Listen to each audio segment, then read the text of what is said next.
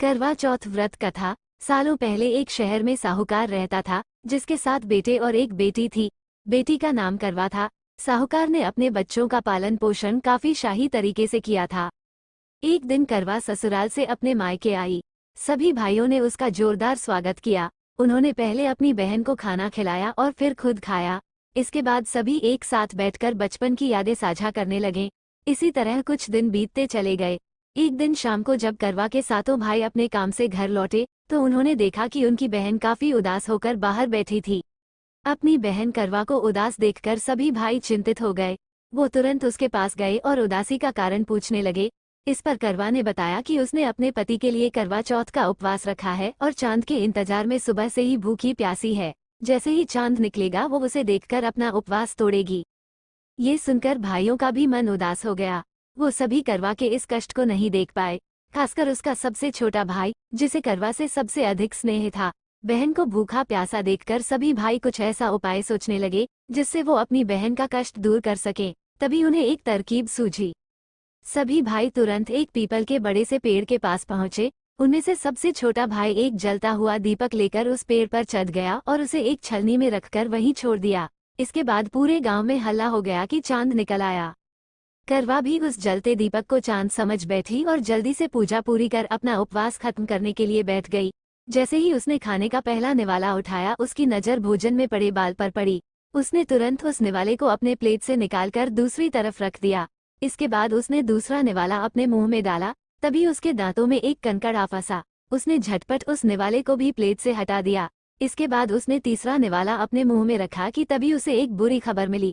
करवा को पता चला कि उसके पति की मृत्यु हो गई। ये सुनते ही करवा पूरी तरह से टूट गई और जोर जोर से रोने लगी। कुछ समय बीतने के बाद उसे अपने पति की मृत्यु की सच्चाई का पता चला। उसे जानकारी मिली कि उसके भाइयों के कारण उसने दीपक को चांद समझ लिया था और अपना उपवास खत्म किया था। इस वजह से देवता नाराज हो गए और उसके पति को मृत्यु दंड की सजा सुनाई।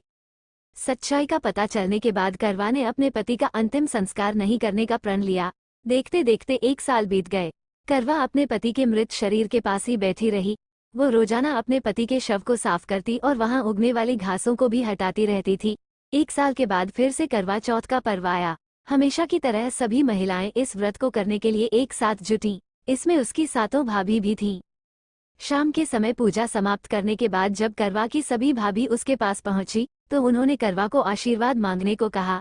इस पर करवा ने सभी से एक एक करके अपने पति को जीवित करने का वरदान मांगा। करवा की यह मांग उसकी भाभी पूरी नहीं कर सकती थी। उन्होंने करवा को समझाया भी, लेकिन वह नहीं मानी।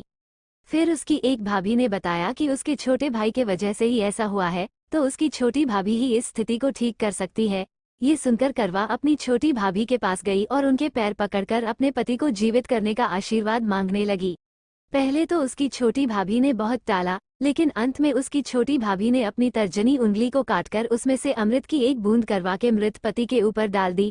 जैसे ही अमृत की बूंद उसके ऊपर गिरी, वह जिंदा हो गया और जय श्री गणेश के नारे लगाने पड़े। इस घटना के बाद से ऐसी मान्यता है कि करवा चौथ का व्रत करने से गौरी शंकर खुश होते हैं और महिलाओं के सुहाग की रक्षा का वरदान देते हैं। कहानी से सीख। इस कहानी से यह सीख मिलती है कि इंसान को हमेशा सच्ची भक्ति से पूजा पाठ करनी चाहिए। अगर इसमें किसी प्रकार की कमी रहती है तो उसके बुरे परिणाम भुगतने पड़ सकते हैं।